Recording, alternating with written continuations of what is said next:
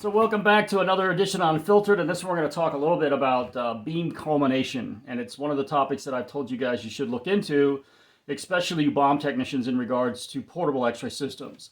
So I've told you before that beam culmination or culminating the X-ray beam is something you should Google, start looking at it on the medical side of the house, and it'll really start explaining what it does and how it actually improves your overall X-ray image, and more than that, it'll improve the amount of X-ray energy you're able to focus on specific areas. So with the non-destructing sepsis testing side of the house, the guys that are doing like pipelines, checking welds, things of this nature, even those guys will use culminators to focus the beam energy to get more penetration out of the system.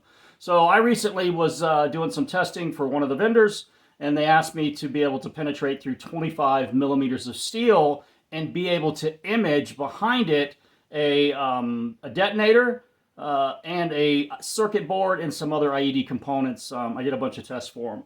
So the system that they were using is a 120 kV constant potential system. So there's a little story behind it. So this has to do with a huge potential tender or solicitation for you other guys in the U.S. for in one country. And these vendors will all go, and once something like this comes out, they'll try to sway the specifications one way or the other to get them to try to get some specification in there that's going to disqualify all the rest of them. Now, typically overseas, though, they're pretty smart, so stupid shit like titanium backscatter protection and low bearing weight, that shit won't end up in there because they're not that stupid to do that. So, but in this particular scenario, they were actually able to get them to put in there that you must be able to penetrate 25 millimeters of steel and image these very specific objects. So I honestly don't know why this country is wanting that. I don't know. Maybe they were just swayed by the vendor, which I think is the case in this one, because I think they probably demoed like an XRS-3 shooting through 25 millimeters of steel and being able to image that. So if you got something like a 120 kV system and you're trying to compete against an XRS-3, there's really not a whole lot of competition, but I think the specification is going to be written for 150 kV. So in that scenario, the vendor I'm working with has a 120 kV constant potential system going against a Pulse 150 kV system. So you would think in that scenario that there would be no comparison. And what we pretty sure happened was that other vendor was able to get a hold of the company I'm working for's X-ray and actually run tests to verify where that shit gets cut off at, and then was able to get that country to accept a level for penetration that they wouldn't be able to match. So it's kind of smart if you think about it, but it's pretty fucking shady too that they would do some shit like that.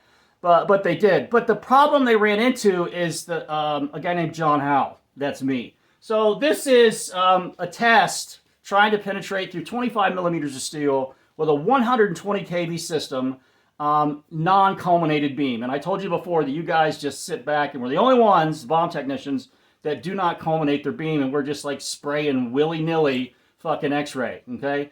And there's so much better ways to do it, but you guys gotta fucking educate yourself about it, okay? And start asking for this kind of shit from these vendors, okay? Because it's never gonna change. But that's what this video is for. I wanna show you what the difference is between an unculminated beam and a culminated beam, okay? So I actually built the culminator here. It's pretty simple to do. I just used some high-density materials like lead, and then built an appendage, an attachment that goes on the front of the X-ray that's going to block the X-rays from going all over the fucking place like we normally do, and then focus them directly on the target. So that's what I did. So this is the first X-ray you see, and there's no penetration. So 120 kV.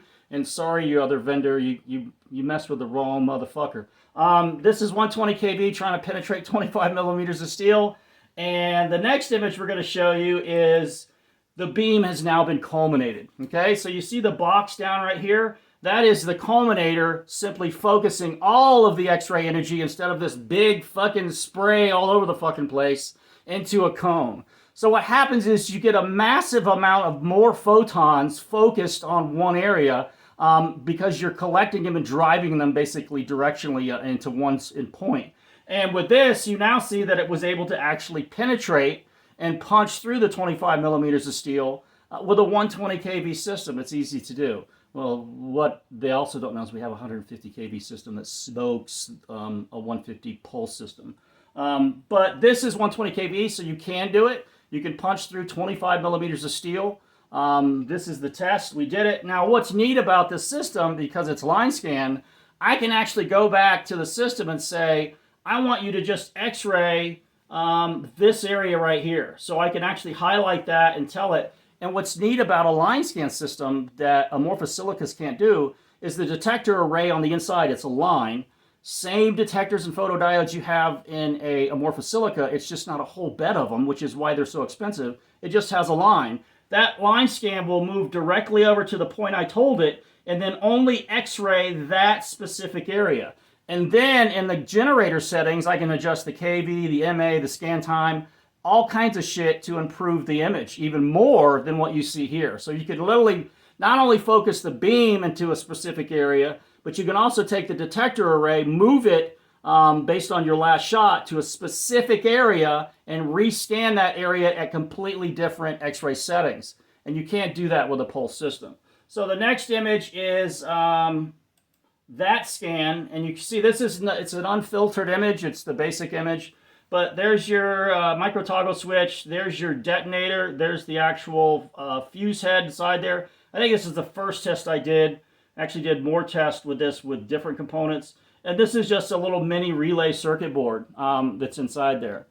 So can you punch through 25 millimeters of steel with something like a 120 kV system? With an unculminated beam, no, you can't. But you can take and culminate your x-ray beam and do way more with it than you could with an unculminated beam. And this is something that the EOD community, the bomb disposal community needs to learn. And the best place that you guys can go to learn this is from the medical side of the house. Just start researching on the medical side of the house what they're doing with x-ray, and you're just going to be absolutely stunned at how much more they know about x-ray than you do. Because, you know, a lot of us sit there and think, oh, I'm bomb tech, I'm expert. The fuck you are. Seriously, I know for a fact that we are not the fucking experts. We are the dumbest motherfuckers in the room. And this is one example, okay? This is one example where if you knew how to culminate your beam, or were asking for a culminator in your solicitations or your tenders, you can improve that system you already have. You could even request a culminator that's going to shoot a square beam at your square panel.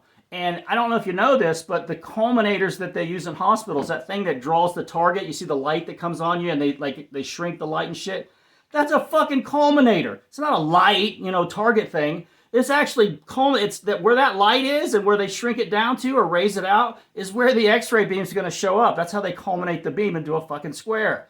We don't do that, all right? But that's something that our community, bomb disposal, counter IED guys, should start going to the vendors and say, I want this.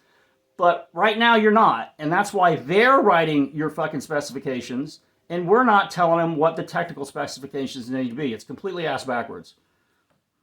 It is what it is.